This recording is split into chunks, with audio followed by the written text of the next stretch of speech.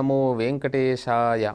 శ్రీమత్పయోనిధి నికేతన చక్రపాణే భోగీంద్రభోగమనిరాజిత పుణ్యమూర్తే యోగీశ శాశ్వత శరణ్య భవాబ్ధిపోత లక్ష్మీ నృసింహ మమ దేహి కరావలంబం.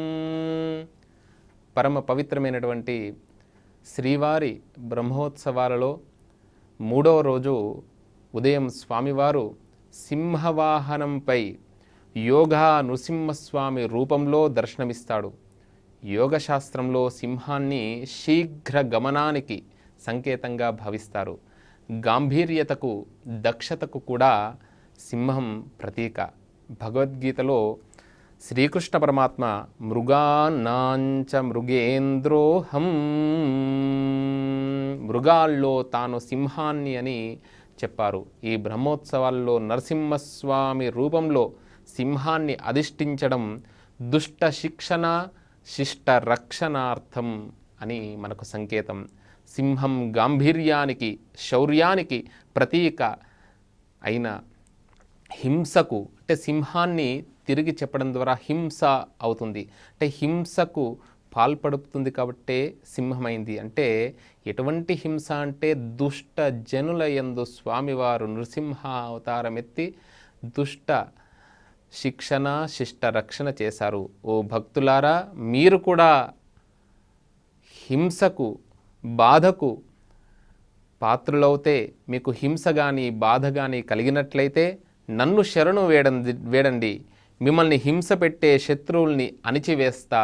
అంటే బాహ్య శత్రువులే కాదు, అంతఃశత్రువులైనటువంటి కామ క్రోధ లోభ మోహ మద మాత్సర్యాలు అని శ్రీ స్వామివారు భక్తులకు ధైర్యాన్ని స్థైర్యాన్ని ప్రసాదిస్తూ ఈ ఉత్సవం చేసుకుంటూ ఉన్నారు. బ్రహ్మోత్సవాల్లో సింహవాహన అధిష్ఠితుడైనటువంటి ఆ మలయప్ప స్వామి వారిని దర్శించడం ద్వారా భయము తొలగిపోతుంది. ప్రతి ఒక్కరికి కూడా మరుక్షణము మరో రోజు అని భయాందోళన కలుగుతుంటుంది. ఈ భయాందోళన అనేటువంటి తొలగిపోయి ముక్తిని ఇహంని పరాన్ని కలిగిస్తుందంట.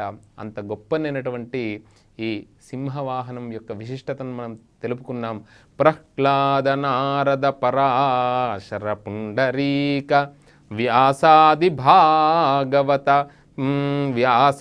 భాగవత పుంగవహృన్నివాస భక్తానురక్త పరిపాలన పారిజాత లక్ష్మీ నృసింహ మమ దేహి కరావలంబం. ఈ సింహవాహనంపై మలయప్ప స్వామి వారిని దర్శించడం ద్వారా భయాందోళనలు తొలగిపోయి జయము జరుగుతుంది అని చెప్పారు. ఓం నమో వెంకటేశాయ.